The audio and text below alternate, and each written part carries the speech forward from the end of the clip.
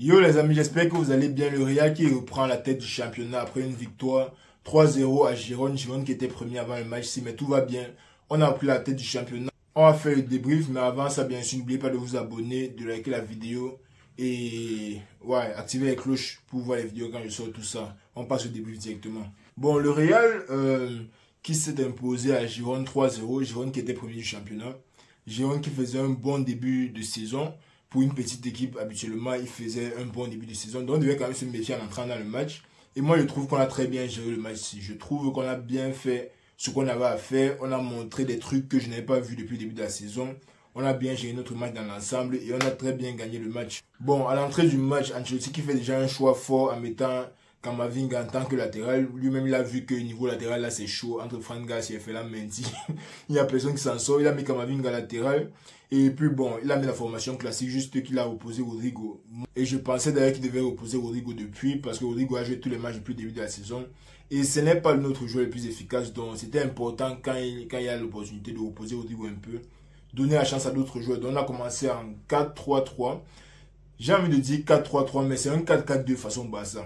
C'est un 4-4-2 façon Barça avec un Valverde qui est un peu empédré, qui est censé être sur l'aile, mais qui revient beaucoup aider dans le milieu de terrain, les trois milieux qui sont là pour construire le ballon. Parce que sur le match, si Bellingham n'était pas dans son poste de 10 et demi, là où il avance tout le temps, il est tout le temps dans la surface, il est trop axial là. Non, ici Bellingham avait plus un rôle de 8, un rôle de créateur aussi.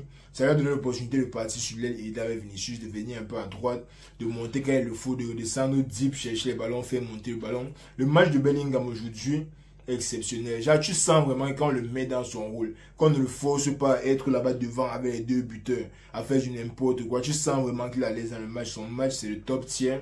On est entré comme ça dans le match et puis bon, dès les premières minutes, comme d'habitude, je ne sais pas pourquoi, mais les premières minutes, on nous menace toujours. On a bien fait de ne pas encaisser.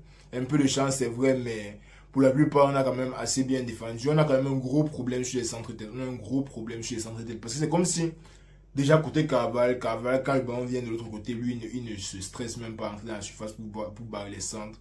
Il est seulement de son côté, il fait ce qu'il veut là-bas. On ne sait pas ce que Carvalho fait. Donc, quand le ballon vient côté Camavinga, Carvalho, de son côté, il n'arrive pas facilement à entrer pour combler le manque là. Parce que si Camavinga est dans une prise à deux, ça veut dire qu'il y a deux joueurs sur Camavinga. Forcément, Nacho doit venir l'aider parce que Kroos, c'est pas forcément le joueur qui va trop aider là. Donc, Nacho doit venir l'aider. Ce qui laisse Rudiger seul dans la surface. Donc, s'il y a encore deux joueurs dans la surface et Carvalho ne vient pas aider ou bien Tchouaméni, ça risque d'être très très compliqué. C'est justement pour ça qu'on ne fait que nous manger sur les centres tête parce que quand le Nacho là vient maintenant mettre la pression, il n'y a personne derrière pour aider Rudiger. C'est pour ça que vous voyez les centres têtes qu'on nous a mis sur la période 6, sur le match, c'est en tout cas, venaient beaucoup du côté de Camavinga. Bon, après, on n'a pas encaissé dessus.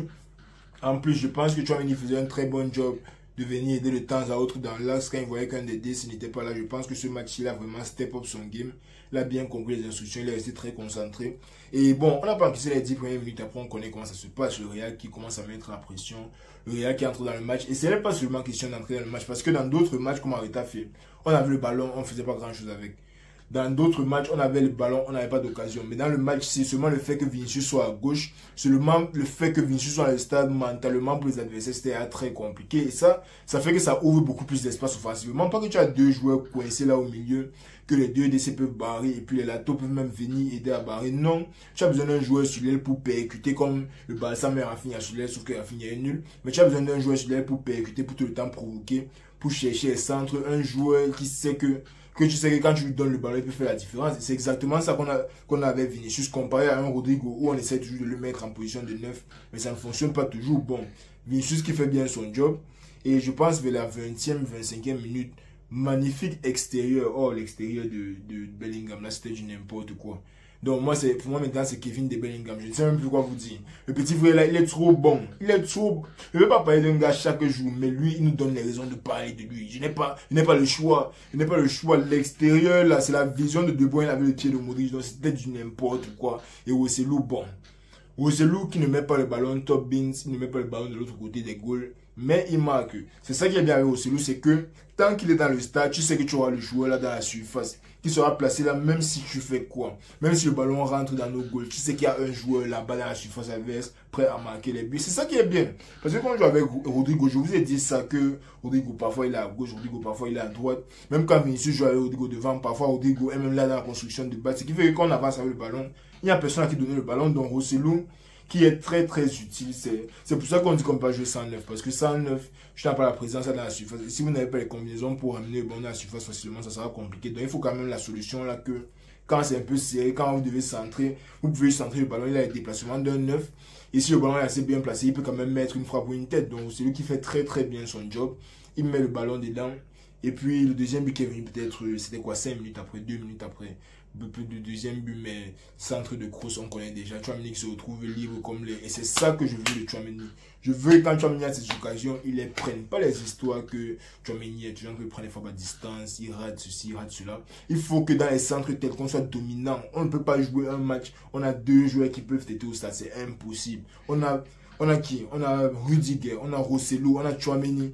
Si Nacho veut encore s'ajouter dedans, c'est déjà quelque chose. Ça fait à 4 joueurs qui peuvent têter. Et pas que on entre dans le match avec Rodrigo, Vinicius, les coups type, on enlève Tchouaméni, on met Kamavinga, tout ça. Sur les centres tête, on perd offensivement et défensivement, on perd seulement. Non. C'est bien d'avoir les joueurs qui ont la taille dans la surface pour qu'on puisse quand même jouer centre tête de temps à autre, pour que les corners soient quand même plus rentables. Je vous ai dit qu'on avait Ronaldo, Benzema, Bale, Ramos, Varane, Casemiro. Même on est à 6 joueurs, mon frère. Il n'a même pas encore cité tous les joueurs parce que c'est ceux qui aiment Fabio Contrao quelque part là-bas qui pouvaient venir têter les ballons. Donc, ça fait plaisir d'avoir plusieurs joueurs qui puissent têter le ballon. Bon, la passe de Kroos, rien à redire. Il fait sa chose. But de Tchouaméni. Et puis bon, là, le match est quand même plié. Giron qui est entré dans le match avec des bonnes intentions. Ils sont entrés en premier avec le public derrière le dos, mais c'est quand même contre le Real. Et on connaît Giron. Giron, ce sont les 15e, 14e. Peut-être cette saison, il peut finir dans le top 10 ou bien dans le top 6. Mais généralement, Giron, c'est pas une grande équipe. Et moi, ça m'a plu qu'on les ait pris comme la petite équipe qu'ils sont. Ça m'a plu qu'on n'ait pas trop bataillé pour taper Giron. Ça m'a plu parce que quand on joue contre une équipe qui fait une bonne début de saison comme ça, on se doit quand même de montrer que nous, on est le Real, on reste les Gorgons. Et on va vous malaxer, peu importe le jour, peu importe la période de la saison. Donc, bon match du Real. Deuxième mi-temps, deuxième mi-temps était beaucoup plus dans la gestion et on ne cherchait plus trop à percuter. Certes, on utilisait les ballons qu'on avait, mais on était plus dans l'objectif là qu'il faut absolument marquer. C'est ça qui est bon. Quand on fait le job en première mi-temps, de telle sorte qu'en deuxième mi-temps, on peut maintenant relax, on peut jouer notre football posément, faire jouer certains joueurs et tout. Et compter surtout sur les contres parce que côté Giron, ils vont pas seulement laisser le Real taper 2-0. S'ils perdent déjà 2-0, ils n'ont plus rien à perdre. Donc ils vont seulement attaquer. Et nous, on compte maintenant sur ça pour les contrer. Bon. Relance ballon de Bellingham, il donne bien à Tchouaméni. Tchouaméni qui donne à Rosselló et j'aime beaucoup l'attitude de Rosselló là-bas parce que certes Rodrigo était ouvert pour la passe, mais en tant que buteur là-bas, tu ne vas pas donner le ballon à Rodrigo, je suis désolé. Tu es obligé de tenter ta chance, c'est ça qui donne la confiance au buteur. Le fait qu'il mèche le ballon et ça part d'entrée, bon, il a raté, mais après il fait une magnifique passe et la finition de Bellingham, bon. Je ne vais pas faire comme si c'était le plus grand but du monde, mais ça fait combien? 6 buts, like. 6 buts en combien? 7 matchs. Respectez le monsieur. Like. Respectez le monsieur. Ce n'est pas seulement question de chance, c'est aussi qu'il est décisif, il est efficace, il est bien placé. Tout ça, c'est lui. Donc, Bellingham qui marque son 6e but de la saison. Après ça, on s'est contenté de la gestion. Et puis, bon, le match qui est un peu mort. Et puis, bon, Nacho qui a pris son carton rouge à la fin du match. Et votre gars que vous appelez Nacho là, il a fait un bon match dans l'ensemble. Il a joué comme un capitaine, comme un joueur qui a l'expérience, comme un joueur qui est habitué à être au club. L'expérience, c'est lui, c'est Nacho, oui. C'est pour ça qu'il a le Barça. Mais je vous ai dit qu'il peut parfois être tellement idiot. Like, le carton rouge là, ça sort d'où? Tu prends le carton rouge là, tu comptes sur quoi? Tu penses à qui? C'est déjà le tacle sauvage ça. Et puis lui, il pensait qu'il n'avait pas vu le carton. Si moi j'étais au stade, que j'avais le maillot blanc du Real, il avait dit que combi. Donc moi, il y a le Barça, tu sors pas. Donc, c'est du n'importe quoi, mon frère. Comment tu peux go tacler un gars comme ça à 92e minute quand on mène 3-0 ça... Donc, le gars qu'on appelle Nacho là, maintenant, nous voilà. On n'a pas Militao, on n'a pas Alaba. On va certainement devoir prendre un gars on appelle ça comment là? Du centre de formation pour jouer le prochain match. Sauf si on décide de mettre Tchouaméni en DC.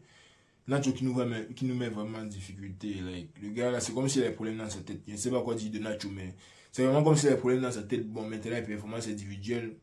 Kepa, il fait son match. Il a eu 3-4 arrêts à faire. Il les a très bien fait. Il a été chanceux par moment, mais ça faut aussi passer du foot. Parfois, il faut être chanceux pour garder un clean sheet. Donc, Kepa qui fait un bon match, assez rassurant, même comme il y a une ou deux passes avec le pied là que je n'ai pas beaucoup apprécié. Mais sinon, dans les arrêts, il joue comme un gars qui sait qu'il est au Real, qui a confiance parce qu'il est au Real. Et c'est tout ce qui nous intéresse. S'il veut, il est nul, quand il repart à Chelsea ou quoi que ce soit.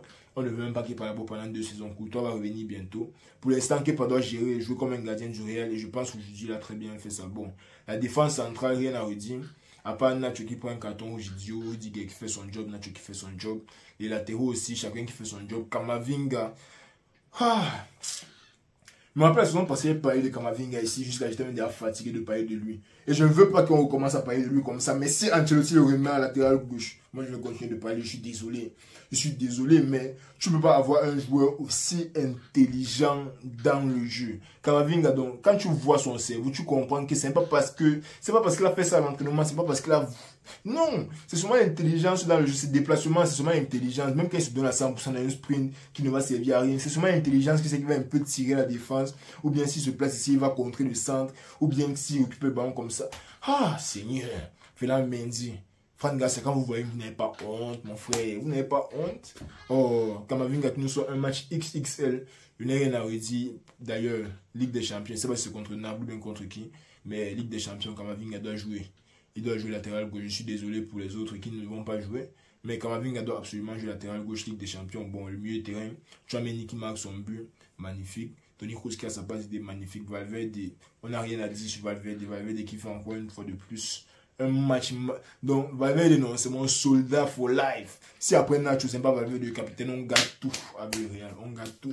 Mais sinon, Valverde qui fait un très bon match. Bellingham, un but, une passe. Rien à redire. Vinicius, qui était assez calme sur le match, Vinicius était quand même assez calme, mais ça m'inquiète pas beaucoup, ça m'inquiète pas, il est quand même bien rentré dans le match avec de bonnes combinaisons, il a bien cherché les 1v1, c'est Vinicius d'habitude, les buts arrivent, mais pour l'instant il faut que Vinicius soit Vinicius, il lui faut un buteur, parce que quand le buteur là est là-bas, il garde quand même les DC là-bas pour qu'on ne triple team pas Vinicius tout le temps, donc Rossellou aussi qui fait un très bon match. Moi j'ai beaucoup apprécié le match de Rossellou. Et non seulement parce qu'il a marqué, il a fait une passe D, mais surtout pour son apport, l'apport de sa présence. Seulement le fait que Rossellou soit au stade, ça change beaucoup comparé à par exemple un Rodrigo qui se balade gauche-droite, machin. Donc moi j'ai beaucoup apprécié le match de Rossellou. Et puis bon, à part ça, belle victoire de l'équipe. Victoire rassurante quand même parce que c'était contre le premier. Très peu d'équipes seraient venues taper les gars à domicile. De toute façon les gars jouent ces derniers jours. Donc props au Real, on attend le match en semaine de Ligue des Champions. Je crois que c'est contre le Napoli, mais ce qui est sûr, c'est qu'on va retrouver ça ici sur la chaîne. À part ça, on est premier. Et on a dit, je ne vais pas débriefer le match du Barça parce qu'ils sont derrière nous, ils ne nous servent à rien. Et bien sûr, n'oubliez pas de vous abonner si tu es resté jusqu'à la fin de la vidéo. Et c'est que tu as aimé, donc abonne-toi, like la vidéo. Et puis on se reprend la semaine prochaine pour la Champions League. On est ensemble les amis.